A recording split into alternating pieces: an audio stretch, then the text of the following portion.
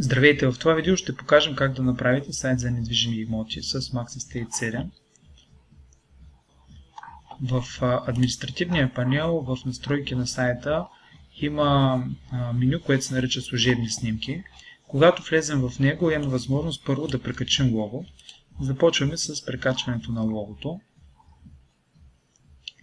Натискаме избор на файл, след което предварително сме си подготвили логото, което да е с необходимите размери.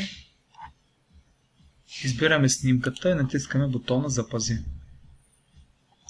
Така се качи логото на сайта. Връщаме се в самия сайт и натискаме бутона Refresh. И виждате, вече логото се смени в хедера, в шапката на сайта. След което на фоново изображение също натискаме Редактирай. И от избор на файл избираме фоновото изображение, което сме си подготвили предварително. Натискаме Отвори, Запиши.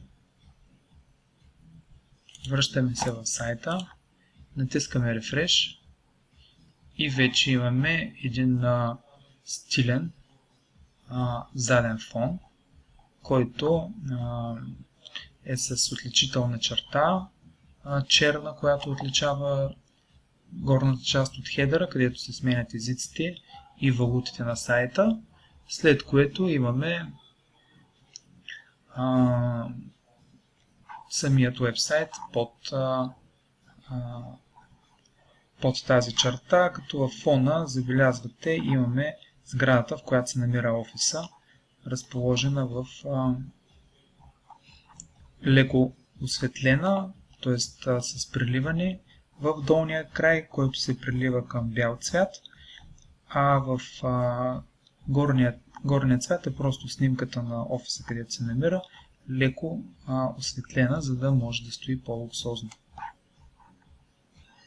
Следващото действие, което ще извършим, е от административния панел натискаме слайдър банери, където ще прикачим слайдъри на самия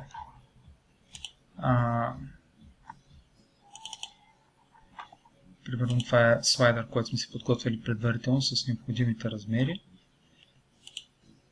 Така един по един можем да сменим всички слайдъри от административния панел.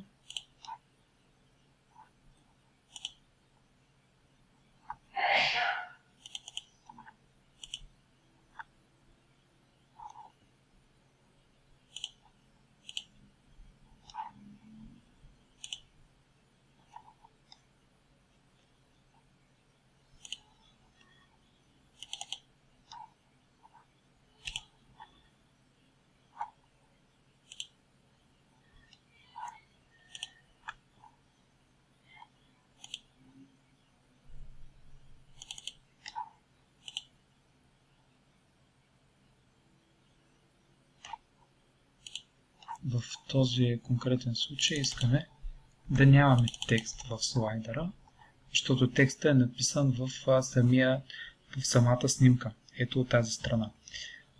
Ако бяхме насложили текста тук и тук, той щеше да излиза ето в тази страна на слайдера.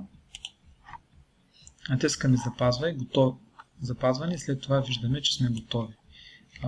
Опциите са дори да разменяме с drag and drop, можем да приоритизираме някой от тези слайдери. Последният начин с влачене и пускане. От тук можем да ги спираме или пускаме. Когато влезем в фронтенда на сайта, натискаме Refresh и виждаме как е финалният резултат, как се е получило.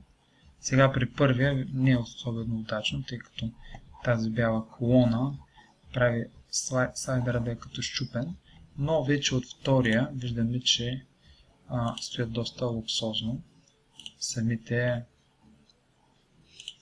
слайдери.